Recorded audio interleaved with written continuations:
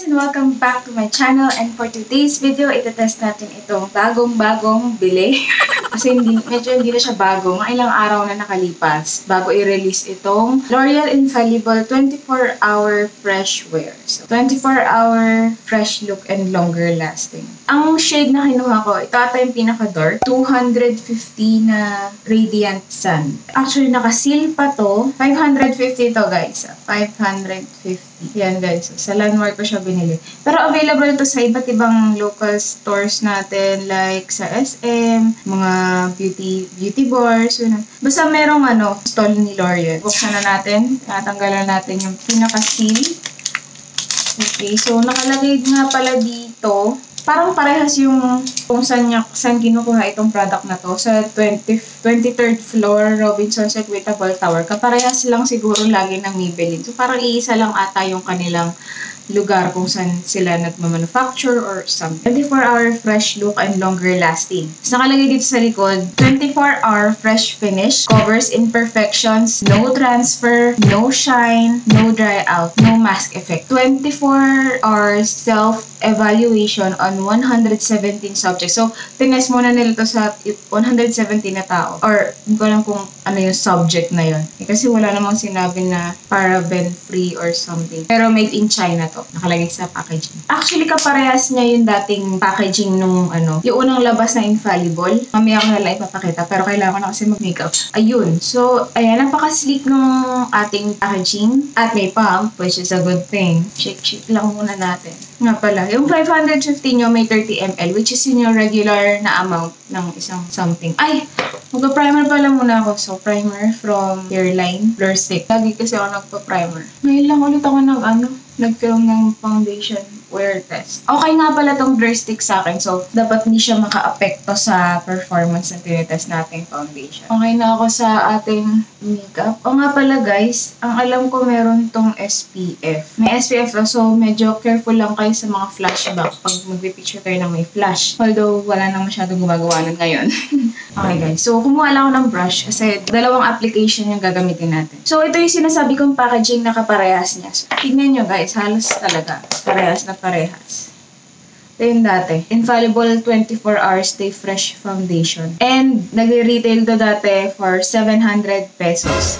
Tapos ito na ngayon yung Infallible na 24-hour fresh wear. So, dati, ang kinuha kong shade ay Honey 235. Ito yung dati. Tapos ngayon, Radiant Sun. Parang medyo magkahawig lang yung shade. So, puti lang ng konti. Bagong packaging nila. Pero so far, same pa din yung pump, yung mismong overall glass. Pero 700 yung unang labas nila. Kasi to 550. Okay, so tapos na ako sa aking primer. Naglalagay na ako nitong foundation. Yung kalahati, gagamitin ko sponge and kalahati is brush. Hindi natin ko na mas maganda yung pag-apply. Mabilis lang naman siyang nakalabas. Medyo okay lang. Medyo creamy pa rin siya. Hindi siya yung super mabilis mag-glide. Hindi ko nga pala ito binasa itong microfiber na brush. Ito yung Juno ko. Tingnan natin yung full coverage kasi. Pag dry sponge kasi full coverage. So, try na natin guys. Dito, sponge sa aking right side. A little goes a long way siya. Basta microfiber. Microfiber kasi gamit. Okay. Nagawin ko na rin siyang pinaka-concealer under my eyes. O, diba? Nawala agad ang darkness ng aking under the eye. Puyat, gising. Super mauubos ko na yung isang pump. Ayan. So, ayan yung kalahati ng face na ang ginamit ko ay sponge. Dry sponge. So far, ito tinitingnan ko ng malapitan. Hindi niya ganun natakpan agad sa one layer. Try kong meron pa kasing natira dito sa akin. Ganyan. Yun na yung pang-cover ko dito sa mga blemishes na nandito. Hindi ko lang kung nakikita nyo, pero kita yan. Sa personal, kita siya. So, ayun, lalapit na lang ako. Mga mostly nandito kasi. Na-cover din yung redness ng face. So, one pump is good for half of my face na. Oh, no. May muta pala ako.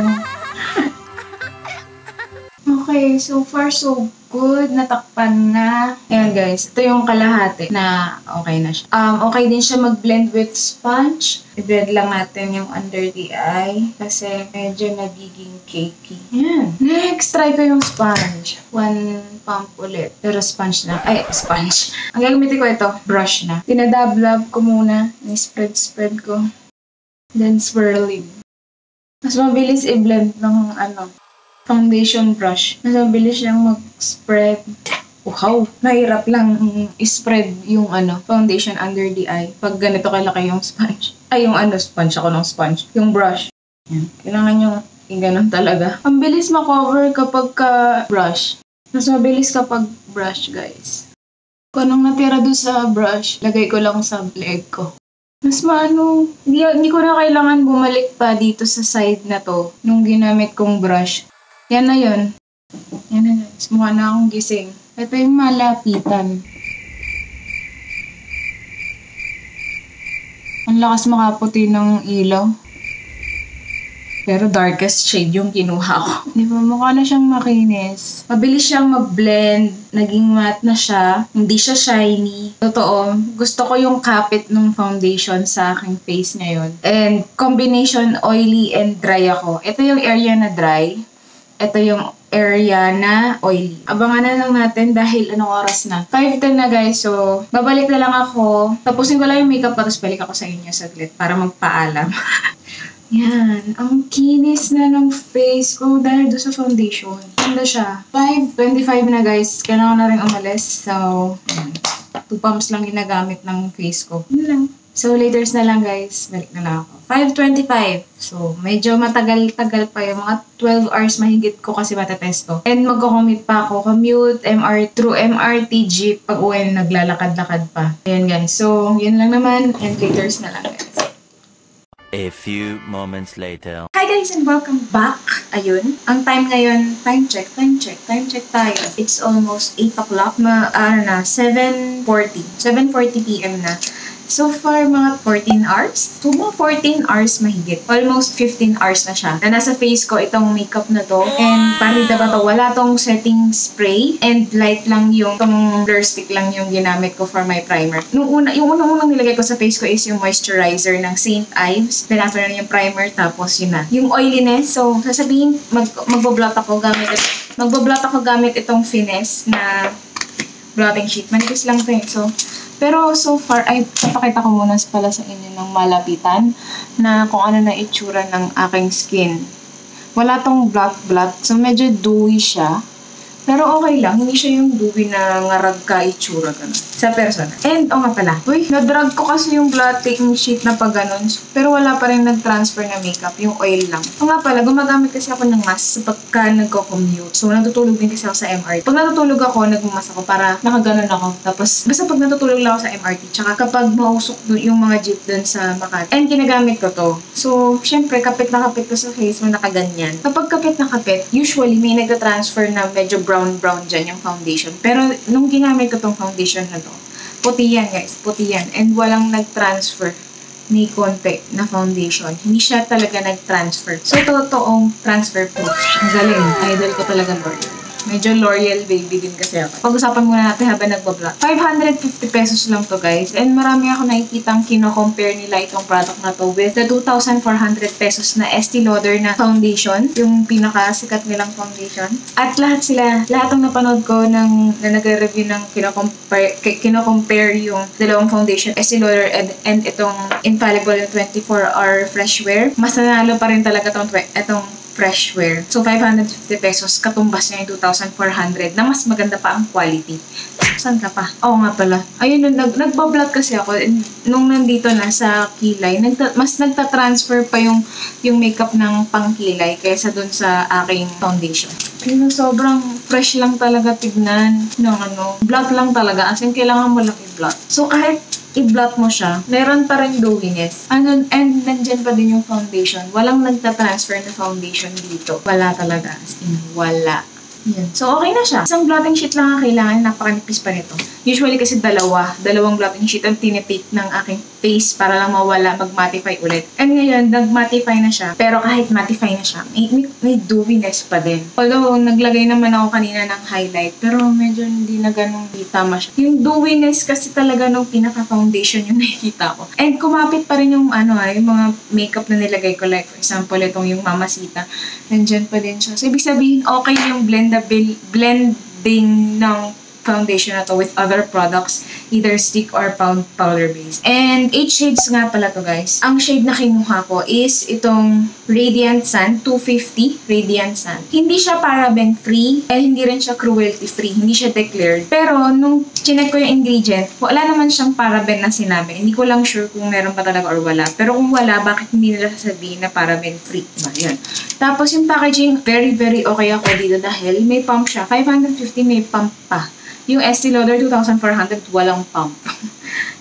Yun. So, may 8 shades naman. Okay naman yung shade range, pero mas maganda kung mas madami para mas hindi na kailangan bumili ng ibang tao na i-merge pa nila para makuha yung exact shade nila. And lightweight siya. Full coverage pa. Minsan lang kayong makakita ng full coverage na lightweight. Usually may bigat yan. Kung hindi man may bigat, konti lang yung bigat niya. 2 pumps lang ang ginamit ko.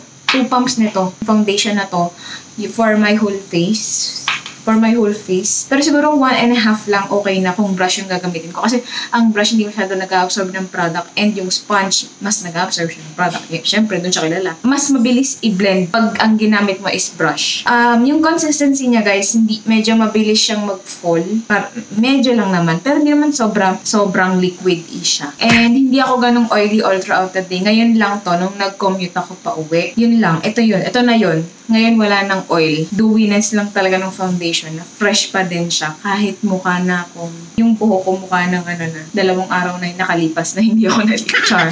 Hindi nyo kailangan mag-retouch. As in, blotting sheet lang kailangan nyo. Kung gusto nyo mag-retouch pa rin talaga, powder lang okay na. Kahit Johnson's Baby Powder, pwede na rin yun. And buildable siya, guys. Well, in total, 1 layer lang to. Pero nung pinaka nagdalawang layer ako is itong mga portion lang na to. Yung mga may talagang blemishes ako. Yung scent niya, meron siyang scent na mabango pero hindi ganong super na talagang maamoy mong merong nilagay na fragrance. To parang super subtle lang talaga. And pag nilagay mo na sa face mo, hindi mo na siya maamoy.